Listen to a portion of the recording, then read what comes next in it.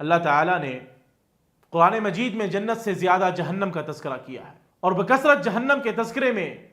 ایک انسان کے لیے بہت خیر ہے کہ وہ اس تذکرے کو سننے کے بعد اس خوفناک گھڑی سے اپنے آپ کو محفوظ رکھے۔ اس سخت ترین عذاب کی ایک کیفیت ملاحظہ کیجئے،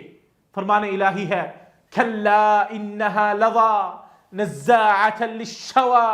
تدعو من ادبر وتولى وجمع فاوعى، ہرگز نہیں، وہ جہنم آگ کا شعلہ ہوگی، وہ تو سر کے چمڑے ادھیڑ ڈالے گی، وہ ہر اس شخص کو پکارے گی جس نے حق سے منہ موڑا تھا اور پیٹھ پھیر لی تھی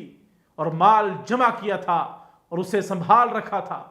اس دنیا میں عموماً ایسا ہوتا ہے کہ جب بندے کو کوئی چوٹ لگنے لگتی ہے تو وہ سب سے پہلے اپنے چہرے کا دفاع کرتا ہے اور اسے محفوظ بناتا ہے، لیکن عذاب جہنم کی شدت ملاحظہ کیجئے۔ اس عذاب کا زیادہ نشانہ اہل جہنم کا چہرہ ہی ہوگا۔ اللہ تعالیٰ فرماتے ہیں یوم تقلب وجوہہم فی النار یقولون یا لیتنا اطعنا اللہ واطعنا الرسول،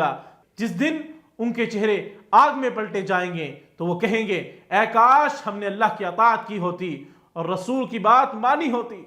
اسی طرح اللہ تعالیٰ کا فرمان ہے یوم یسحبون فی النار علی وجوہہم ذوقوا مس سقر، جس دن وہ لوگ آگ میں اپنے چہروں کے بل گھسیٹے جائیں گے تو ان سے کہا جائے گا کہ جہنم کی لپٹ، حرارت اور شدت عذاب کا مزہ چکھو۔ عذاب جہنم کی اسی شدت کی وجہ سے انبیاء و صالحین ہمیشہ اس سے پناہ مانگتے آئے ہیں۔ حضرت عبداللہ بن عباس رضی اللہ عنہ کا بیان ہے کہ رسول اللہ صلی اللہ علیہ وسلم صحابہ کرام رضوان اللہ علیہم اجمعین کو یہ دعا اس طرح سکھایا کرتے تھے جیسے کہ انہیں قرآن مجید کی ایک سورت سکھایا کرتے تھے۔ اللہم انی اعوذ بک من عذاب جہنم واعوذ بک من عذاب القبر واعوذ بک من فتنة المسیح الدجال واعوذ بک من فتنة المحیا والممات۔ اے اللہ میں جہنم کے عذاب سے تیری پناہ چاہتا ہوں، قبر کے عذاب سے تیری پناہ چاہتا ہوں، مسیح دجال کے فتنے سے تیری پناہ چاہتا ہوں، اور زندگی اور موت کے فتنے سے تیری پناہ چاہتا ہوں۔